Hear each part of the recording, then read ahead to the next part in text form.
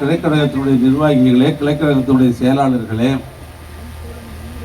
தேர்தலை ஒரு சேர நடத்தி கொண்டிருக்கிற ஒருங்கிணைப்பாளர்கள், அவரின் கீழ் பணியாற்றுகின்ற பொறுப்பாளர்கள், வாக்குச்சாவடி முகவர் என்று சொல்லப்படுகிற BLA2க்கள், BDAக்கள், BLACக்கள், உறுப்பினர் பெருமக்கள், உங்கள் அத்தனை பேருக்கும் இந்த மாலை நேரத்தில் எனது அன்பு கலந்த வணக்கத்தை நான் முதலில் தெரிவித்துக் கொள்ள நான் விரும்புகிறேன். பொதுவாக மோப்பே கிரியை பற்றி பேசிய தலைவர்கள் எல்லாம் மிக சிறப்பாக பேசினார். அவருடைய ஆளுமையை பற்றி ஒருவரும் இங்கே வியந்து வியந்து பாராட்டினார். இயன்ற பொழுது பெரிதுவக்கம் தன் மகனை சான்றோன் என கட்ட தாய் என்று வள்ளுவர் பெருமை சொல்லுகிறார். ஆக ஒரு பிள்ளையை பெற்று அந்த பிள்ளையை பெற்ற தாய் பொதுவான சபையில இவன் சான்றோன் என்று பலரும் பாராட்டுகிற பொழுது மழிகிற தாய் இருக்கிறாளே, அதை போல அந்த இடத்திலிருந்து நான் இப்பொழுது பார்க்கிறேன்.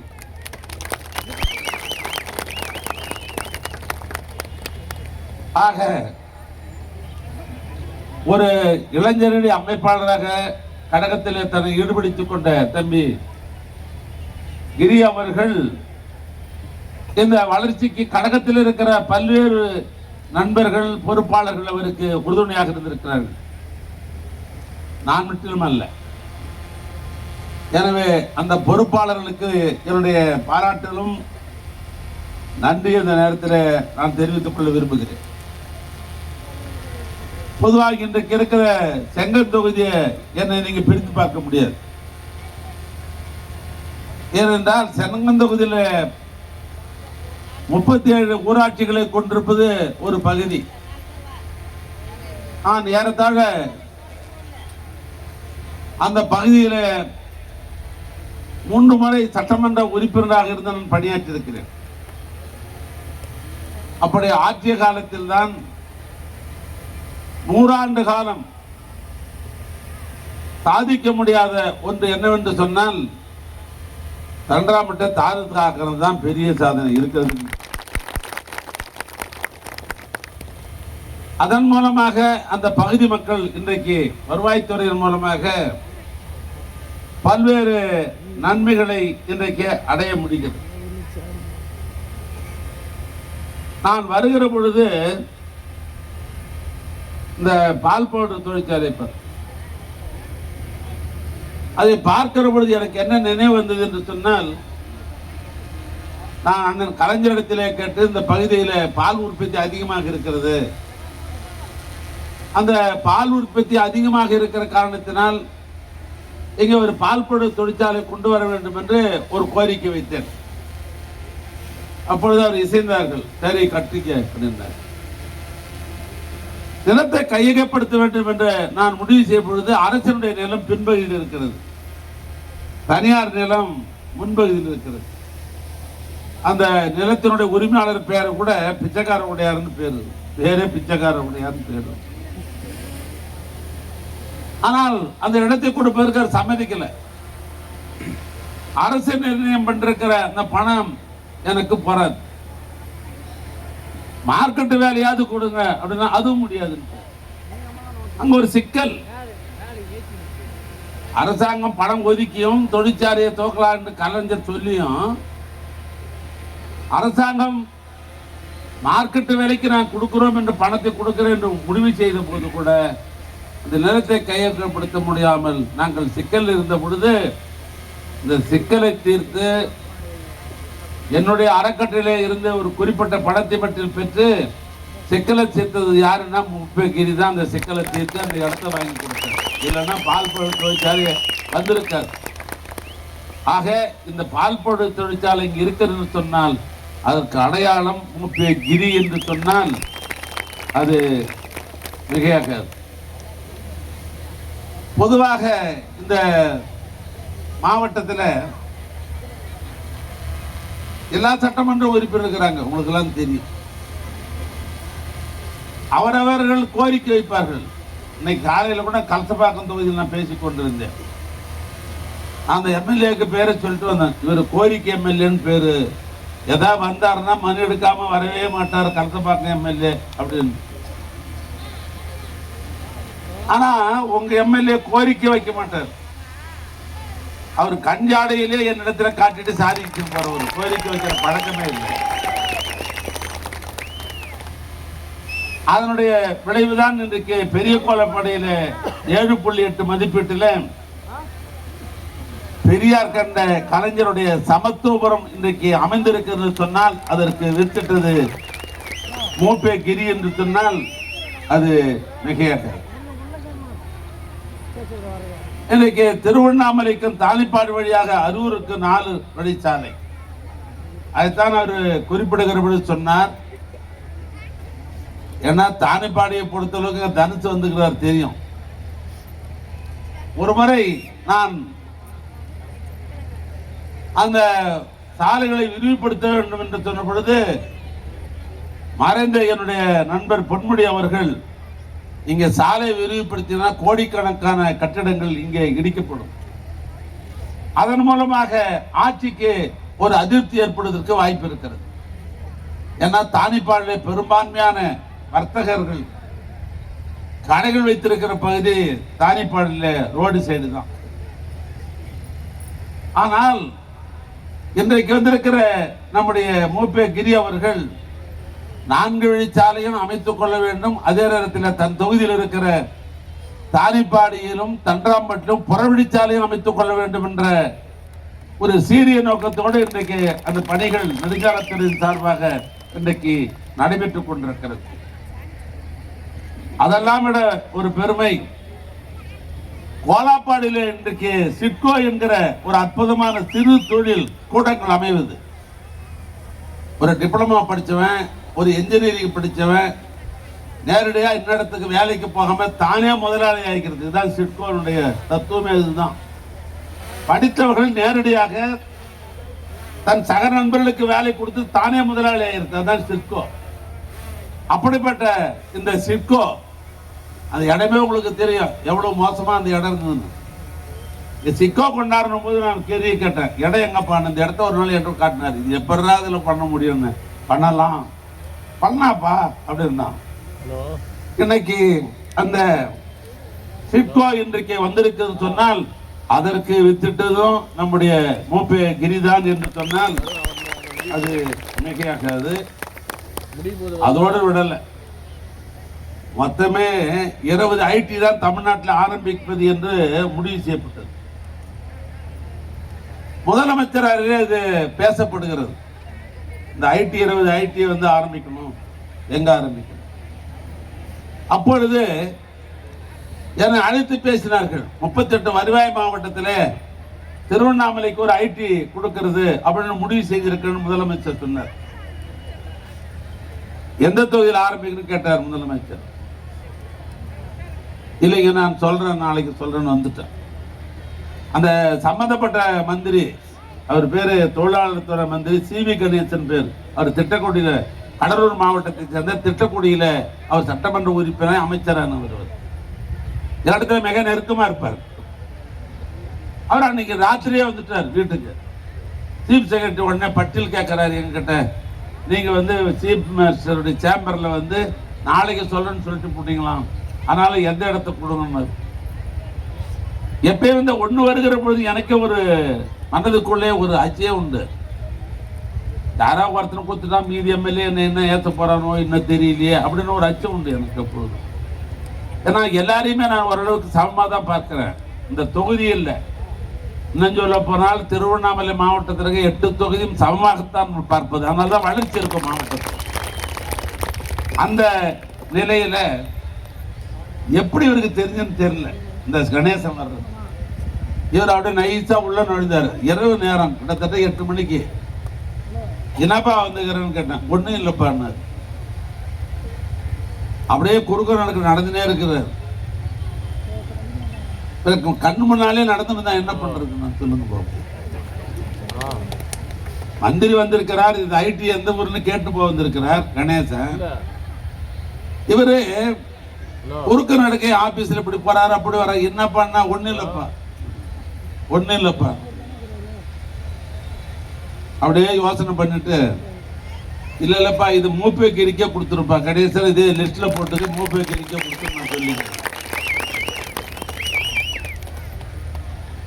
அதைத்தான் நீங்க இந்த சாலையில வீரணம் பகுதியில இன்றைக்கு இந்த தன்றாம்பட்டு ஒன்றியத்தை உள்ளடக்கி இருக்கிற செங்கல் தொகுதிக்கு அது வந்திருக்கிறது சொன்னால் அந்த பெருமையும் மூப்பே கிரியை தான் சாரும் என்று இந்த நேரத்தில் நான் தெரிவித்துக் கொள்ள விரும்புகிறேன்.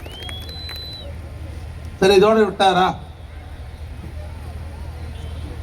இந்த ஆண்டு நிதிநிலை அறிக்கை வாசிக்கப்படுகிறது. மாண்புமிகு நிதித்துறை அமைச்சர் என்னுடைய அன்பு சகோதரர் தங்கம் தென்னரசு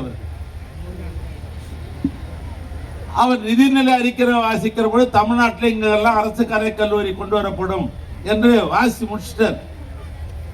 நான் அப்படி எட்டி பார்த்தேன், என் பார்வையை புரிந்து கொண்டு நான் என்ன பண்றது முதலமைச்சர், ஏன்னா நம்ம மாவட்டத்துக்கு இல்லை, வரல அரசு கலை கல்லூரி. ஆனா இவர் விடுறாரா நம்மள?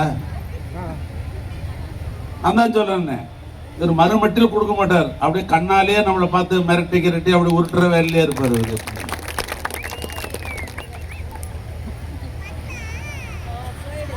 சரி, பைனான்ஸ் பட்ஜெட் ரிப்ளை இல்லை, முயற்சி பண்ணி ஏதாவது செய்யலாமான்னு பார்த்தா அது நடக்கல, போயிடுச்சு. அதற்கு பின்னால் நானே நேரடியாக என்னுடைய அலுவலகத்தில் ஒரு கடிதத்தை தயார் செய்து கொண்டு நான் முதலமைச்சரை நேரடியாகவே சந்தித்து எனக்கு 2 கலைக்கல்லூரிகள் தேவைப்படுகிறது. ஏன்னா திருவண்ணாமலைக்கு நான் தான் அமைச்சர், கள்ளக்குறிச்சிக்கு நான் தான் அமைச்சர், அதனால் எனக்கு 2 அவசியம் தேவைப்படுகிறது என்று சொல்லி முதலமைச்சர் சொன்னார். நிதிநிலை ஒத்துவராத காரணத்தினால்தான் ஏற்கனவே நீங்கள் தேவை என்று உங்களுடைய கடிதத்தை நான் பார்த்தேன், ஆனால் நிதிநிலை இருக்கிற நிலைமையை தான் கொடுக்க முடியும் என்று சொன்னார். அப்பொழுது சொன்னேன், ஏற்கனவே திருவண்ணாமலை மாவட்டத்துக்கு நான் கால்நடை ஒரு கல்லூரி வேண்டும் என்று நான் கேட்டிருக்கிறேன். அது வரலனா கூட நான் அடுத்த வருஷம் வாங்கிக்கிறேன். ஆனால் இந்த வருஷம் எனக்கு செங்கத்துக்கு நீங்கள் கட்டாயம் புதிய அரசு கலை கல்லூரி கொடுத்துத்தான் ஆக வேண்டும்.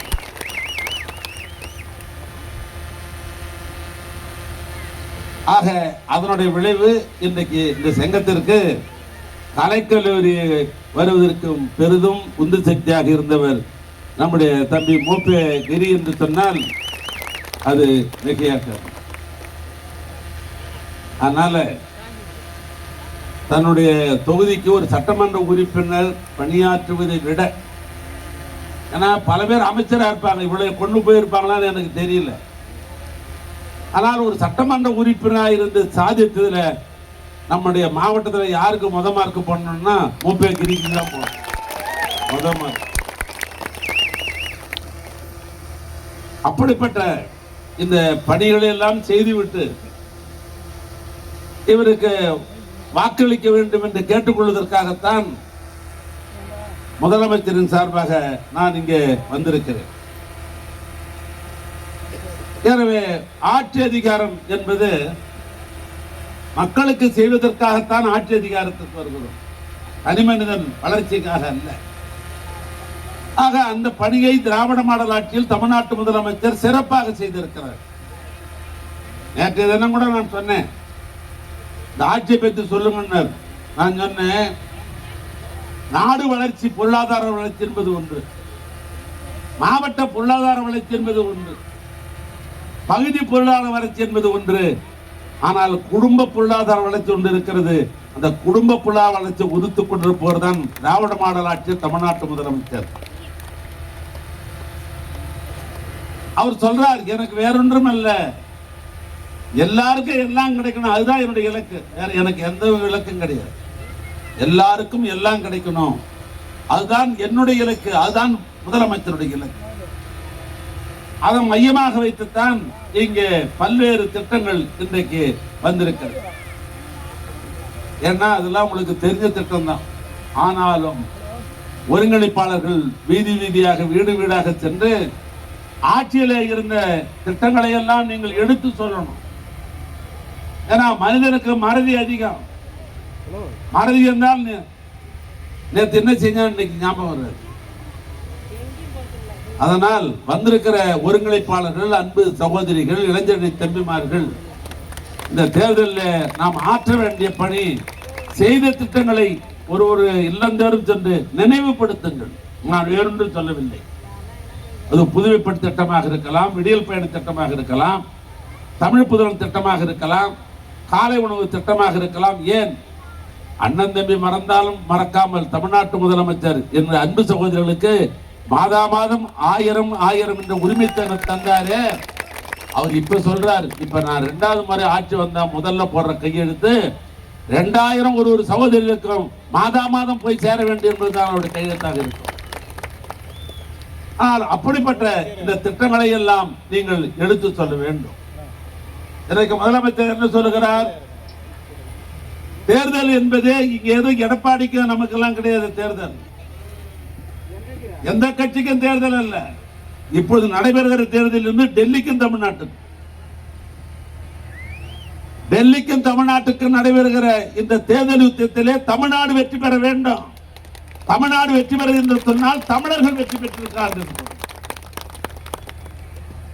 ஏனென்று சொன்னால் டெல்லி நம்மை வஞ்சிக்கிறது, தொடர்ந்து வஞ்சிக்கிறது. இங்கே வசூலிக்கப்படுகிற ஜிஎஸ்டி, அந்த பணம் எங்கே போய் சேர்கிறது? நமக்கு திரும்பி வருகிறதா? இல்லை. எங்கு போகிறது? பாரதிய ஜனதா ஆளுகிற உத்தரப்பிரதேஷ், பீகார், மத்திய பிரதேசம், மகாராஷ்டிரா, ராஜஸ்தான் போன்ற அந்த மாநிலங்களுக்கு நம்முடைய பணம் அங்கே போகிறது.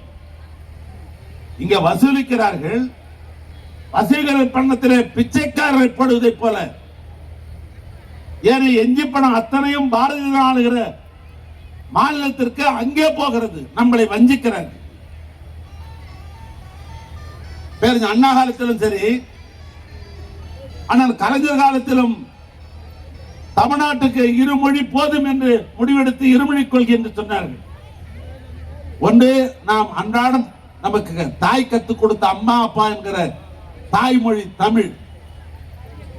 மற்றொன்று, நம்முடைய வீட்டு பிள்ளைகள் பட்டதாரியாக, பொறியாளராக, டாக்டராக படிப்பதற்கு தேவையான இணைப்பு மொழி ஆங்கில மொழி. சிங்கப்பூருக்கு போறான், ஜெர்மனுக்கு போறான், லண்டனுக்கு போறான் என்று சொன்னால் ஒரு இணைப்பு மொழி தேவைப்படுகிறது, ஆங்கில மொழி. ஏன்னா சிலபஸ் பார்த்தா ஆங்கிலத்தில் தான் இருக்கும். திருவண்ணாமலை ஒரு கல்லூரியில் ஆங்கிலம் பாடத்திட்டம் இருக்குன்னு சொன்னாக்கா அது புரிந்து கொள்கிற சக்தி இங்க இருக்கிற மாணவர்களுக்கு உண்டு, கல்லூரி மாணவர்களுக்கு உண்டு. அதே இந்தியில இருந்தாலும் என்ன புரிந்து கொள்ள முடியும்? ஆக ஒன்றிய அரசாங்கம் என்ன சொல்லுகிறது? நீங்கள் இந்திய படிக்க வேண்டும், கட்டாயம் படிக்க வேண்டும். தமிழ்நாட்டு மாநிலத்தில் சொல்லுகிறார்கள் இந்திய கட்டாயம் படிக்க வேண்டும், இல்லைன்னா உங்களுக்கு நிதி கொடுக்க மாட்டேன். ஆண்டாண்டு நமக்கு வர இருக்கிற கல்வியினுடைய மானியம் 2 ஆண்டு காலமாக தடுக்கப்பட்டிருக்கிறது. கேட்டால் சொல்லுகிறார்கள் நாங்கள் இந்திய புகுத்துகிறோம், ஏற்றுக்கொள்ளுங்கள். நீங்க இந்திய படிக்கிறதா சொல்லுங்க, உங்களுக்கு மானியம் தருவோம், இல்ல தரமாட்டோம். தமிழ்நாட்டு முதலமைச்சர் தன்மான உள்ள தலைவராக இருக்கிற காலத்தில் சொன்னார், நீ 10,000 கோடி கொட்டி கொடுத்தாலும் எங்களுடைய கொள்கை இருமொழி கொள்கை தான், இந்திய எந்த காலத்திலும் ஏற்றுக்கொள்ள மாட்டோம். அது ஒரு தேவையற்ற மொழி. அது எந்த இலக்கியமோ சிறப்புகளோ கிடையாது. அது படிப்பதன் மூலமாக எந்தவித பலனும் கிடையாது. நான் உதாரணத்துக்கு கொண்டு சொல்ல வேண்டும் என்று சொன்னால், பீகாரிலும் உத்தரப்பிரதேசிலும் இந்தியன் தான் படிக்கிறார்கள். அப்ப இந்தியில படித்தீர்கள, அப்ப நீ உச்சத்துக்கு போக வேண்டியதுதானே. இந்தியில படிச்ச எங்க வந்திருக்கிறான்னா, நம்ம ஊர்ல பாத்தீங்கன்னா டோல்கேட்ல வேலை பார்த்துருக்கிறான், 12th வேலை பார்த்துருக்கிறான். இங்க வந்து படித்தது ஹிந்தி. இந்தியில படித்தவன் இங்க தமிழ்நாட்டில் வந்து பெயிண்ட் அடிச்சிருக்கிறான், கொளுத்து வேலை செய்து கொண்டிருக்கிறான், ரோடு போட்டு கொண்டிருக்கிறான், டோல்கேட்ல வேலை பார்த்து கொண்டிருக்கிறான். அப்ப இந்தி படிப்பதற்கு என்ன பலன்? ஆக மத்திய அரசாங்கம் நமக்கு திணிக்கிறார்கள். நம்மை வஞ்சிக்கிறார்கள், நமக்கு கொடுக்க வேண்டிய பங்கை கொடுக்க மறுக்கிறார்கள், நம்முடைய உணர்வை சோதித்து பார்க்கிறார்கள், தமிழருடைய வரலாறை மறைக்கிறார்கள். திராவிட முன்னேற்ற கழகம் ஆட்சி பொறுப்புக்கு ஏற்று திராவிட மாடல் ஆட்சியில தமிழ்நாட்டு முதலமைச்சர் ஒரு ஆய்வின் மூலமாக கண்டுபிடித்தார்கள். அது கீழடி. அதற்கு பக்கத்தில் கீழடி என்கிற ஆய்வத்தில் தமிழுடைய வரலாறு அங்கே இருக்கிறது. தமிழுடைய வரலாறு என்பது 5300 ஆண்டு காலத்திற்கு முன்னாலே தமிழனுடைய வரலாறு எழுதப்பட்டிருக்கிறது, நாகரிகத்தை பற்றி சொல்லப்பட்டிருக்கிறது. அது ஒன்றிய அரசாங்கம் ஏற்றுக்கொள்கிறார்களா? ஏற்க மறுக்கிறார்கள். நாம் முந்தைய பண்பாட்டுக்கு சொந்தக்காரர் என்பதை அவர்களால் ஏற்றுக்கொள்ள முடியவில்லை. அப்படிப்பட்ட நிலையில்தான் இன்றைக்கு தமிழ்நாட்டு முதலமைச்சர் சொல்லுகிறார், நம்மை வஞ்சிக்கிறார்கள், ஏற்றுக்கொள்ளவில்லை, நிதி கொடுக்க மறுக்கிறார்கள், தமிழ்நாடு வளர்ச்சி பெற வேண்டாம் என்று கருதுகிறார்கள். ஆனால் இப்பொழுது இந்த ஜனநாயக போர் டெல்லியில இருக்கிற ஒன்றிய அரசாங்கத்திற்கும் தமிழ்நாட்டுக்கு தான் போர். எனவே இந்த தமிழ்நாட்டு ஜனநாயக போரில் நாம் வெற்றி பெற்றோம் என்று சொன்னால் தமிழர்கள் அத்தனை பேரும் வெற்றி பெற்றார் என்று பொருள். தமிழ்நாட்டிலே மீண்டும் திராவிட மாடல் ஆட்சி அமைகிறது என்று சொன்னால் தமிழர்கள் வெற்றி பெற்றிருக்கார் என்று பொருள். ஏன் இதோ மோப்பேகிரி வெற்றி பெறுகிறார் என்று சொன்னால் தமிழர் வெற்றி பெறுகிறார் என்று பொருள். எனவே அப்படிப்பட்ட இந்த தொகுதி வளர்ச்சிக்காக தன்னை அர்ப்பணித்துக் கொண்டு சிறப்பாக பணியாற்றுகின்ற தம்பி மோப்பேகிரிக்கு உதயசூரன் சின்னத்திலே வாக்களித்து அவரை பெருவாரியான வாக்கு வித்தியாசத்திலே வெற்றி பெற வையுங்கள், வெற்றி பெற வையுங்கள். நன்றி, வணக்கம்.